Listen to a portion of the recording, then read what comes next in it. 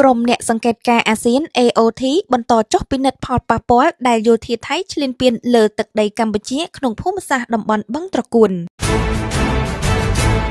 នៅព្រឹកថ្ងៃទី10ខែមករាឆ្នាំ